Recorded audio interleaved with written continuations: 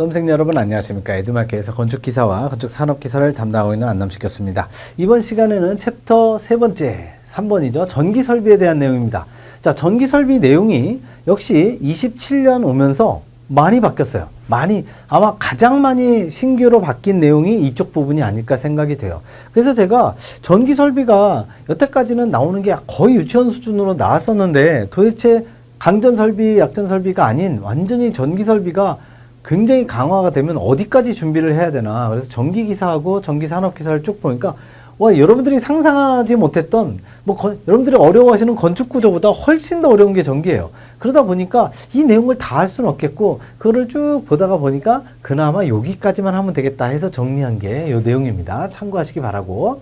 자, 강전설비 먼저 갑니다. 전기이론의 일반상 전기 기초부터 시작해서 물질이 어떻게 구성이 되느냐, 양성자, 원자력, 중성자 해서 전자 전부 내용이 나와 있는데요. 이런 것들은 굳이 시험에 나오지 않을 것 같고요.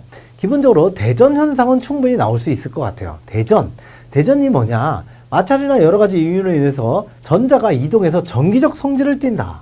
이 전기적 성질을 띠게 하는 거, 성질을 띠게 되는 현상, 이거를 대전이라고 한다. 가끔 가다가 우리가 여름철에는 습도가 높아서 별로 그런 게 없는데요. 겨울철에 옷을 갖다 이렇게 부비부비 하다 보면 바바박 하고 왜 스파크가 튀죠? 정전기라고 하는 게 있습니다. 그 정전기를 다른 도체나 이런 데로 막 문지르다 보면 그때 이게 전기적 성질을 띠게 돼요. 전자가 이동해서 전하의 균형을 깨지며 전기를 띠게 되는 물체, 그걸 대전체라고 한다. 그래서 대전현상, 대전체 정도는 충분히 나올 수 있으니까 정의로 알아두시고요. 그래서 정전유도 그 대전체로 인해서 아까 얘기했던 전기적 성질을 띠는 물체를 대전체, 그 대전체로 인해서 물체 내에 전하의 분포가 변하는 현상, 이거를 또 뭐라고 하느냐? 정전유도라고 합니다. 역시 우리가 전기에 대해서 추가로 출제 기준이 바뀌어서 시험에 나온다면 가장 기초적인 것부터 나오겠죠. 지금 보시면 이게 대전체 A는 이미 전기를 가지고 있고요. 도체 B는 절연체라고 하는 게 돼 있고, 대전체 A하고 대전체 B가 있을 때 대전체가 이렇게 있으면 마이너스 전자가 이쪽으로 샥 몰리게 되는 거. 이거는 절연체이기 때문에 대표적인 절연체가 뭐냐면 플라스틱입니다. 플라스틱에는 전기가 통하지 않아요. 전기가 통하지 않는 거와 전기가 통하는 거하고 완전히 틀리게 된다는 거를 보여주고 있는 그림입니다. 참고만 하시면 될 것 같고, 그리고 이 대지에 도체를 연결시키는 것, 접지, 우리 건축 법규 설비에서도 나오죠. 대표적인 게 뭐냐면 피레침입니다. 피레침. 우리가 일반적으로 우리 가정에서 사용하는 게 220V, 옛날에는 100V짜리였지만 220V로 올라갔고, 공장에서 사용하는 게 아주 엄청난 큰 기계를 돌리는 건 220V가 안 돼요. 그래서 380V짜리 센 걸 하지만 대부분 지하철역 그 위에 지하철 위에 고압 전류 같은 데 보시면 이 위험 해놓고 22,000V 고압 전류 이렇게 돼 있죠. 22,000V 어마어마하게 굉장히 전압이 높죠. 우리가 사용하는 건 220V인데 지하철 같이 큰 물체가 사람이 타갖고 움직이려면 220V는 어림도 없고요. 22,000V를 그대로 사용해야 됩니다. 그런데 예를 들어서 화력발전소, 수력발전소, 원자력발전소에서 보내주는 게 25,000V, 30,000V 아주 특고압인데 실제로 우리가 피레침에서 필요한 게 바로 번개죠, 번개. 왜 비바람 몰아치기 전에 우르릉 쾅쾅하고 번개가 칠 때 그 번개가 전압이 어느 정도냐면 대략 한 10억 볼트예요. 22,000V는 장난이죠. 22,000V가 아니라 20만도 아니고 2천만도 아니라 10억 볼트라고요. 10억 볼트. 어마어마한 볼트가 꽈다당 하고 번개를 맞추는데 피레침이 항상 굉장히 전기가 통하는 도체입니다.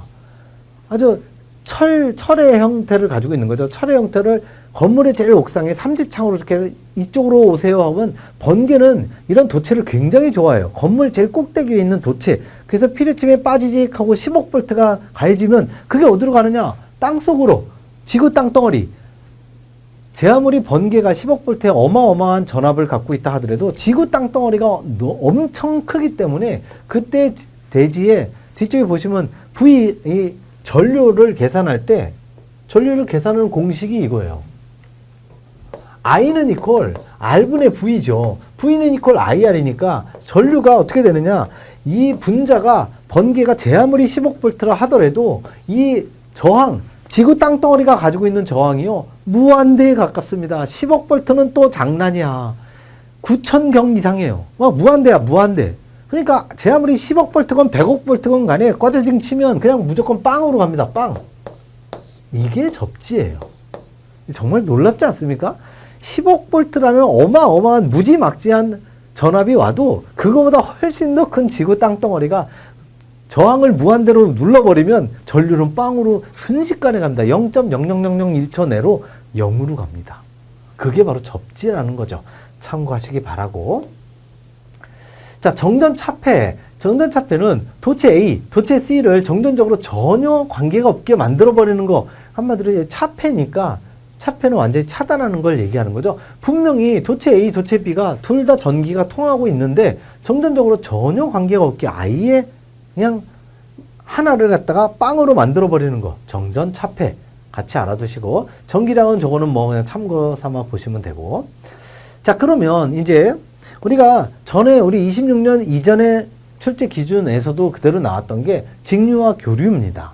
자, 직류, 교류. 우리 보통 직류는 굉장히 쉽게 계산이 되죠. V 이퀄 IR이라는 공식으로 대부분 다 해석이 되고, 옛날에 시험 문제는 대부분 그게 나왔어요. 문제는 교류야. 자, 그러면 직류를 보겠으면, 직류 전류는 특징이 전류가 항상 일정한 방향으로 일정 양이 흘러요. 이게 특징이 있는 게 직류입니다. 그리고 교류는 이 전류가 순간순간 그 흐르는 방향도 다르고요. 흐르는 양이 변하게 됩니다. 방향, 양, 다 변하는 게 교류. 그렇다면 우리 집안에서 가전전기 제품 220V로 뭐 TV를 보든 냉장고든 세탁기든 아니면 핸드폰 충전을 하든 얘네들이 쓰는 건 뭐냐? 직류가 아니고 교류입니다. 우리가 일반적으로 쓰는 게 교류예요. 시험에 그래서 전기기사나 이런 것도 대부분 시험이 교류가 나오지 직류가 나오지 않습니다. 근데 여태까지 우리 건축기사나 산업기사는 전기가 메인이 아니니까, 건축 설비가 기본적으로 건축이 메인이니까 설비